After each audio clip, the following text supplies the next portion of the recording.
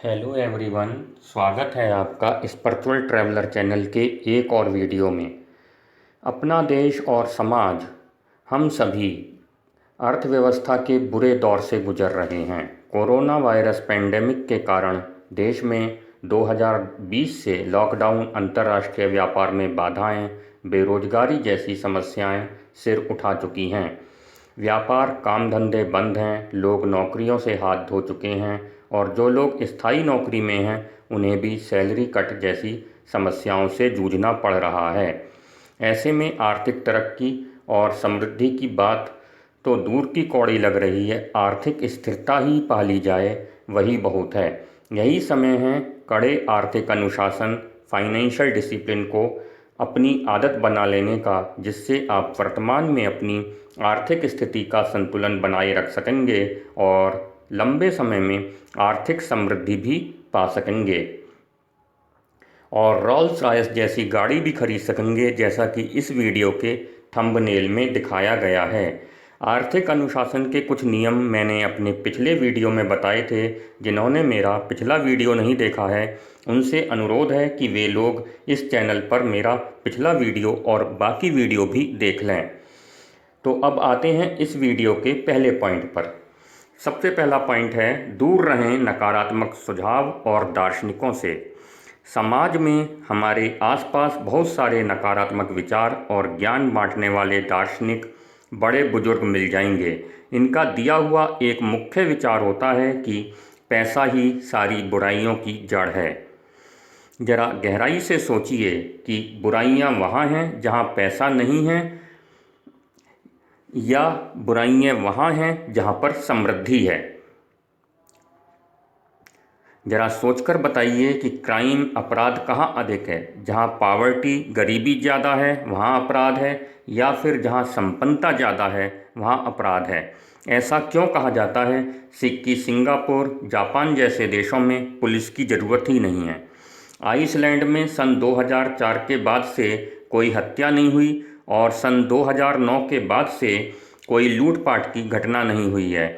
पैसा बुराई की जड़ बिल्कुल नहीं है। दूसरी नकारात्मक सोच हमें अपने घरों में अक्सर सुनने को मिलती है कि उतने ही पाँव पसारिए जितनी लंबी चादर हो। दिन भर कुछ रुपए कमाना और जीवन यापन कर लेना तो हर इंसान को मिल ही जाता है। फिर तो दुनिया में कोई भी इंसान तरक्की ही नहीं करेगा। सन 1960 के दशक में एक नौजवान अहमदाबाद की सड़कों पर साइकिल पर अपना बनाया हुआ वॉशिंग पाउडर बेचा करता था। अच्छी सेल हो जाती थी, जीवन मज़े से चल रहा था। पर अगर उसकी भी यही सोच होती तो आज करसन भाई पटेल को कौन जान पाता और हमें निरमा वॉशिंग पाउडर का कैसे पता लगता और देश को एक प्रख्यात शिक्षण संस्थान निरमा यूनिवर्सिटी कैसे मिलता। अगर आपकी चादर छोटी हो रही हो तो तंबू मंगवा लीजिए, और जब तंबू भी छोटा पड़ जाए तो पंडाल खरीद लीजिए। पर अपने पैर मत सकोड़िए, अर्थात अपने संसाधन कम मत करिए। अगली नकारात्मक सोच जो हमें घर परिवार से मिलती है वह यह कि पूत कपूत तो का धन संचय, पूत सपूत तो का धन संचय। एक बात बताइए कि जीवन आपका है, आपको अच्छे से जीना है या आपके पूत को? वह सपूत हो या कपूत, अपने हिस्से का जीवन खुद जिएगा। आप अपने अच्छे समृद्ध जीवन के लिए धन संचय जरूर करिए। इसका आपके पूत के कपूत या सपूत होने से क्या संबंध? सबसे बड़ा नकारात्मक संदेश जो हमें धर्म ग्रंथों और उपदेशकों से मिलता है, सोचो साथ क्या जाएगा। इस धरा का सब कुछ धरा पर ही धरा रह जाएगा। लगता है ये धर्मगुरु अपने साथ तो जरूर ले जाएंगे, तभी तो ये हितोपदेश वे एक बड़े पंडाल में देते हैं।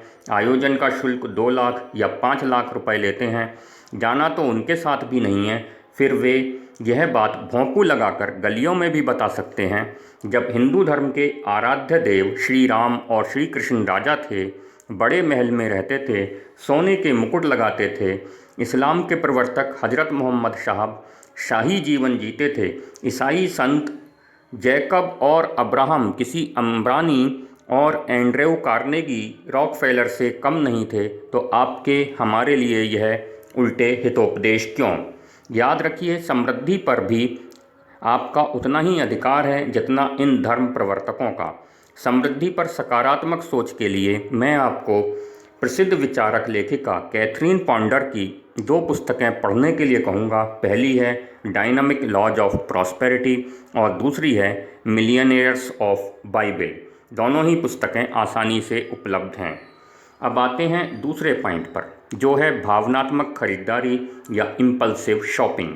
अक्सर ही लोग भावनाओं में बहकर कुछ ना कुछ ऐसा खरीद ही लेते हैं जिनकी उन्हें ज़रूरत नहीं होती।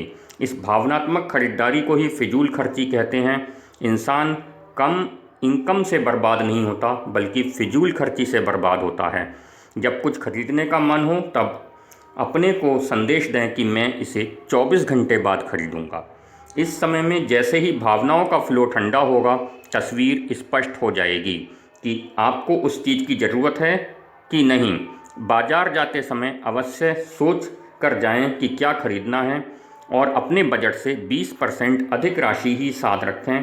क्रेडिट कार्ड घर पर ही छोड़ दें।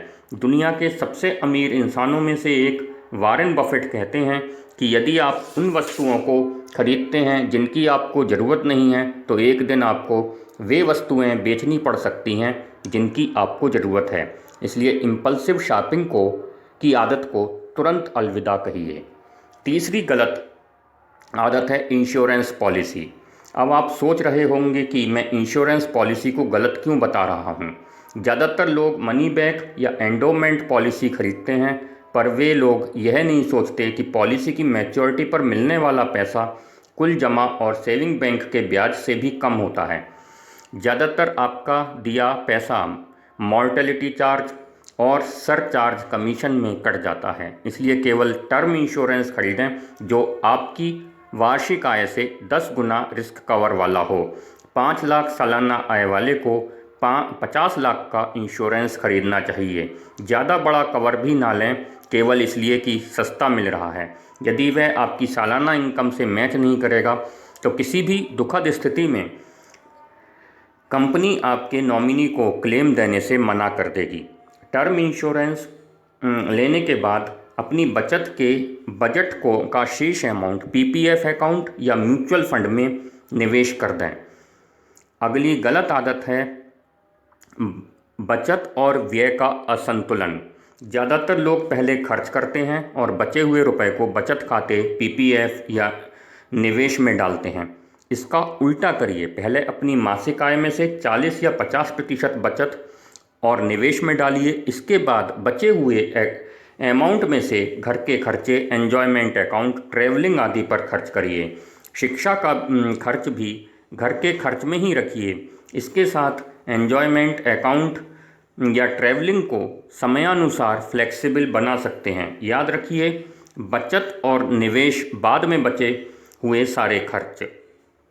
उम्मीद करता हूँ सभी पॉइंट आपने अच्छे से समझे होंगे। वीडियो पूरा देखने के लिए धन्यवाद। अपना फीडबैक, सुझाव कमेंट में ज़रूर लिखें। वीडियो को शेयर करें, चैनल को सब्सक्राइब कर लें। मिलते हैं एक नए वीडियो में देश के एक महत्वपूर्ण पर्यटन स्थल की जानकारी के साथ। Bye bye.